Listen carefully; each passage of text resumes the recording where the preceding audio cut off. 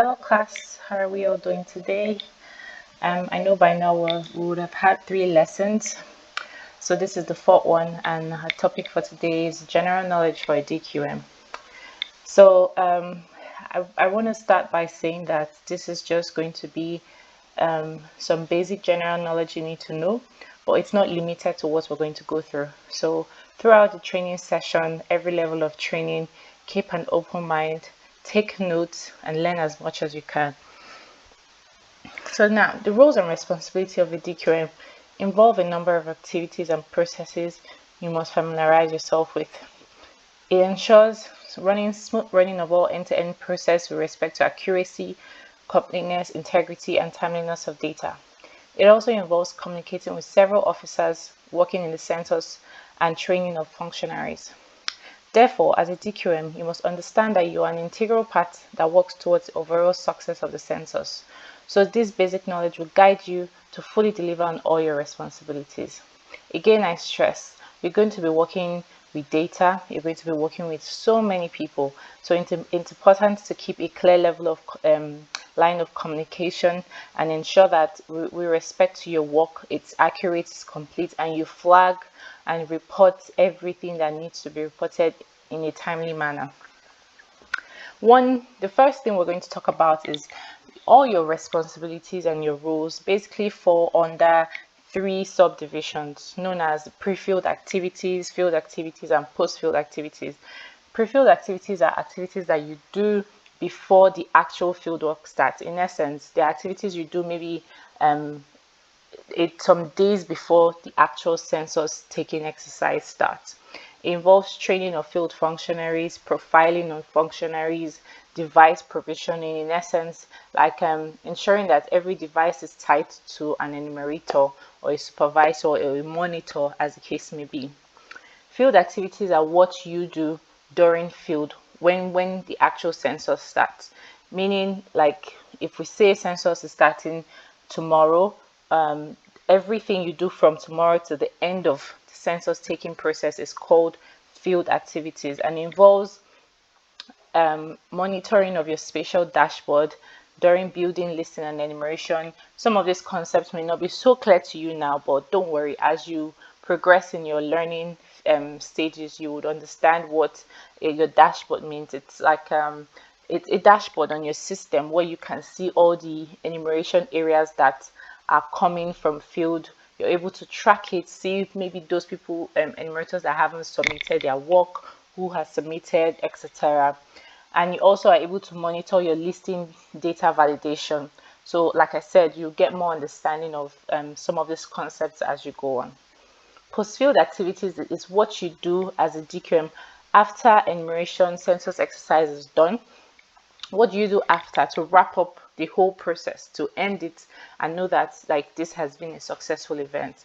So it involves clearing of field functionaries, meaning maybe taking note of all the PDAs, the devices, or should I say the Samsung tablets that you handed to them, receiving them back, making sure that what you gave out is what you receive, and developing your written reports, because as a GQM you ought to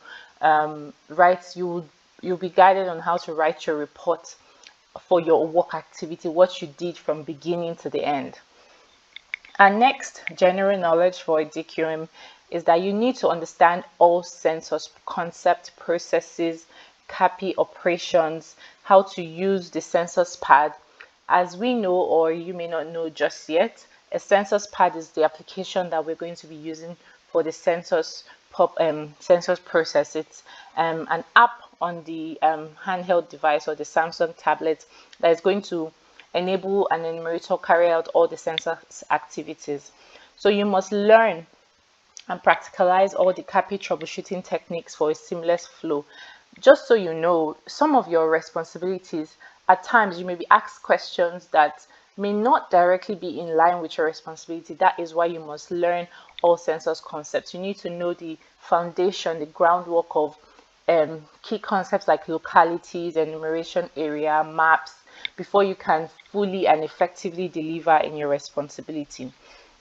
And next, general knowledge is that you must be able to convey information accurately at all times. You must learn how to apply yourself and disseminate the correct information when asked.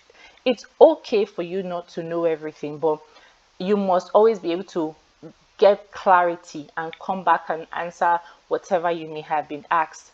And understand that your reporting channel is very important for you to know who you're reporting to and who you're looking who is reporting to you, so that like you know what information goes to who and you do it in time.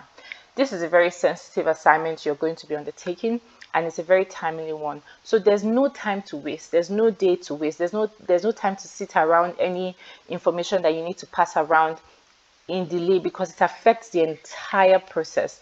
And once a state or a local government is affected, the whole census is affected. In handling questions, don't get confused. Again, you're not supposed to know everything. There's a manual we have as called the Data Quality Management Frequently Asked Questions. So a lot of questions are there for you to go through. You can learn it on your own, so that some of them are at your fingertips. Or if they ask you and you don't know, give it some time. Go back and search for answers. Ask your colleagues. Ask the senior, the person your reporting officer, so that you can get accurate information. Anticipate and keep your answers ready, and sometimes give yourself all this. When you anticipate questions, it gives you time to really put out an answer that is correct, and it communicates what the end user is supposed to do. For communication to be successful, you must understand the message in the way the sender intended. So make sure you're always clear, especially in your training of functionaries, or in your workflow, or anyone that you're reporting to. Make sure you're clear, as simple as possible. Always keep it simple, sharp, precise, and close and straight to the point.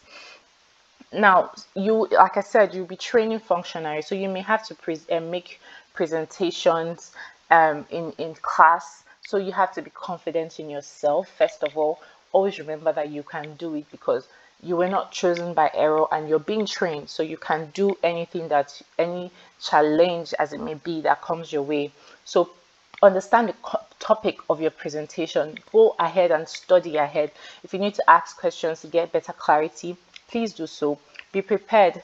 Timeliness is important, so be concise. Don't waste your time. Don't waste functionaries' time. Always be there before them, so that you're not rushed. Have content. Tell an interesting story. If you have done EAD or any past experience as an enumerator or any field functionary, you can use your own experience to teach, so that the functionaries have a clear picture of what you're trying to say. You can also use visual aids that can help engagement. And language is very important, so make sure that you use easy languages, not swear words. Don't be in any way derogatory to your trainees.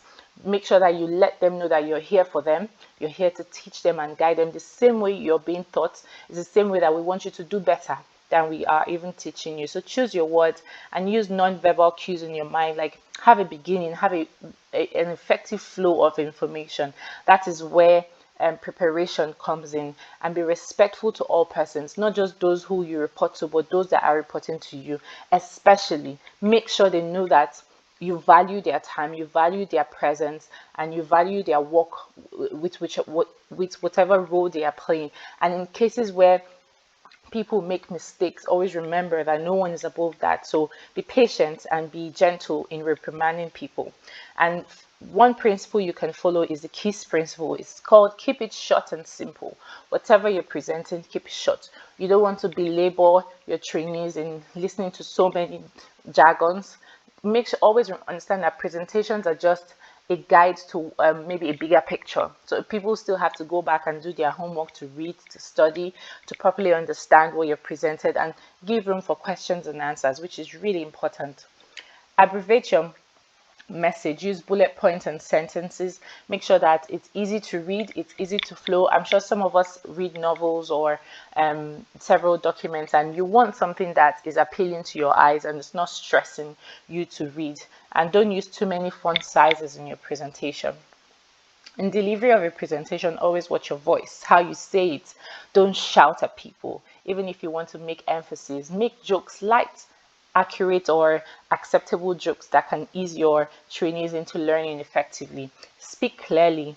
Do not whisper or shout. Your body movement is really important. I know sometimes, yeah, some trainees may be overbearing or you're tired. As much as you can, try for that not to show to your trainees. Be calm, be gentle, and you must appear as how you want to be addressed. Your first impressions really matter a lot.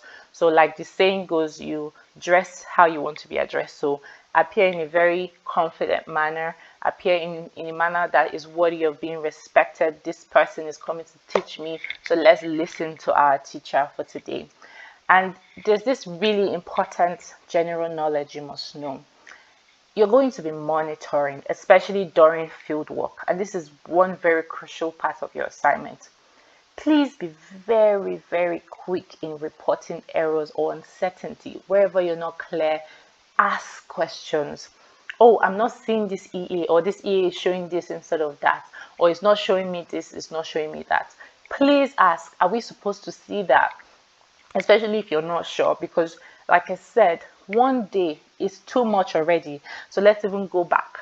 1 minute is a lot of time wasted if you do not make certain reporting notifications in time. So 1 second can affect the whole process. So remember that at every stage, be sensitive, be prompt, and make your timely corrections. Finally, these are just basic informations to guide you. This is not limited to what you have on this slide. So be open-minded throughout. Keep note of key information. Don't forget that you're part of a very critical and pivotal activity for Nigeria. It's the first digital census in Nigeria. So your name is written in this. Your name is going to be written with ink of gold. So learn very well, and trust me, you're going to be thankful that you were part of this process. And be open-minded, always be willing to be teachable, always make sure you have good understanding of the subject matter, and develop a work plan for yourself, something that works and something that makes sure that you deliver on all your workload that you have to do. Some of the practice questions we have today is: what are the divisions your roles fall under? What are the key principles that can guide you in making a good presentation? And where can you find basic questions and answers to DQM questions? So please answer these questions for yourself. You're not doing it for me, but for you, because as much as you learn and remember everything you have learned, the better you would be in accomplishing your activities. Do have a great day, and I wish you success as you go ahead with your training activities. Bye.